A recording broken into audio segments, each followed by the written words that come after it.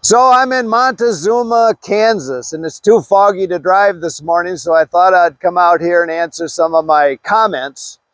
Now, the noise in the background, it's harvest time, so you hear a mill, you hear truck traffic going by. This is not an outhouse. This is a tornado shelter in this little park I'm in. So if you see me run in there, we've got problems. But anyway, one of the comments was that I didn't like Dyneema, but I didn't explain why. And it's not that I don't like Dyneema. There's properties about Dyneema I love, but there's things I don't like about it. And that's, puncture resistance and basically abrasion resistance. Most manufacturers are offering, a through hike guarantee on them. So that's, 2,000 to 3,000 miles. Well, I'd be buying a new tent every year. And so I don't have that kind of issue with sil nylon, poly. It's going to last a whole lot longer than that. I've had Dyneema bags that, have worn through. So I know what happens when they start wearing through and you get all these fibers coming out. And it's just not a sales point for me, but a lot of people have those tents and love them. The Duplex, I see people buying it over and over again. So, that's for them. It's just, I've never pulled the trigger for various reasons. My buddy just bought one. He's going to do the Tiara. And so I got a really good look at it. We set it up in the backyard when it came. It came on Sunday. Whoever thunk that the post office would start delivering on Sundays. But it was rain and wind, and so we set it up. And here's my first view of it. My buddy just bought this Duplex, Z-Packs Duplex. He's heading for New Zealand to do the Tiara. And we just set this up, playing with it today. And, it's a nice tent. I'm not knocking these tents, but the things that have always bothered me was, this is at, I think 45-inch pole height, and he's still got a lot of wind room under there to catch wind in a storm. In a real blow, I'm not sure I'd want to deal with this, but again, it's a nice product. Z-Packs makes nice products. No zipper doors. Again, if the wind switches or comes in the wrong way, you got issues there, I believe.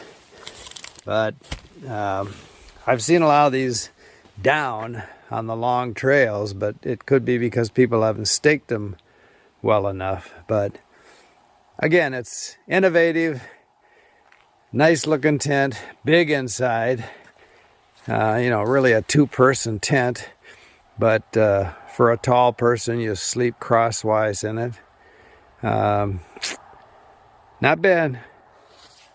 So as expected, he slept in it that night and told me that, he got splattered with condensation because rain and wind was knocking it off the walls of his tent. That's another drawback to a single wall tent, which a lot of these Dyneema tents are. Just another reason that personally I wouldn't buy one. I want that inner tent. This Durston X-Mid I just bought was the solid, and I bought that for a reason because I don't want condensation hitting me in the face. And I sleep in those kind of conditions a lot. So it's, whatever floats your boat. Again, I have nothing against Dyneema. The other thing he experienced was that door flying open. Just like I mentioned, I see some clones of that Duplex coming out now that have the zipper doors. That would be my preference. But he had to use his dig tool to keep that door shut, get up in the middle of the night and deal with that. And the other funny thing that happened was he wanted to come in the house in the morning to use the bathroom, and his wife met him at the door and said, "Use your dig tool and dig a hole in the backyard. You're supposed to be practicing."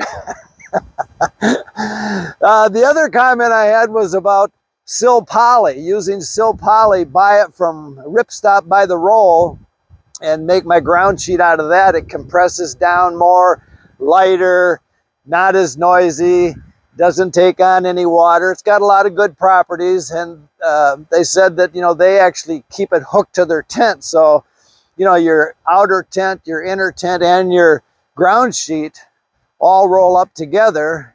And, you know, that's interesting to me. I might buy some of that. I don't know how to sew, so I may have to find a sewer to put some tie outs on it. But the other thing is, I use a ground sheet to protect my tent from mud. So if I'm camped in a muddy area, I kind of like my ground sheet separate. So when I get my tent all rolled up, I can make sure the clean side of that ground sheet gets rolled up with the tent inside, the mud outside. So, you know, that'd be something. I'm sure that could be done attached, but you'd have to be a lot more careful. And, you know, the wind's blowing, you know, you got to deal with conditions all the time. So I'm not sure that's for me, but hey, if it works, no fiddling. So, no fiddling. That phrase might get me in trouble sometimes. So, you know, the whole goal is to not fiddle. And I guess I'm not perfect, but, you know, I do work on things like this new tent I have. I'm still working on it, so I don't have to fiddle.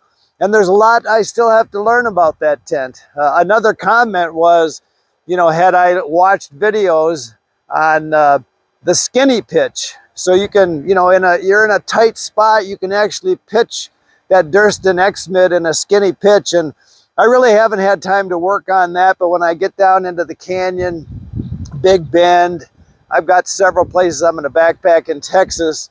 I'm going to work on that skinny pitch and try things out. And again, you just want to be comfortable with your gear, and I'm still a lot to learn with that X-Mid, but so far I like everything about it.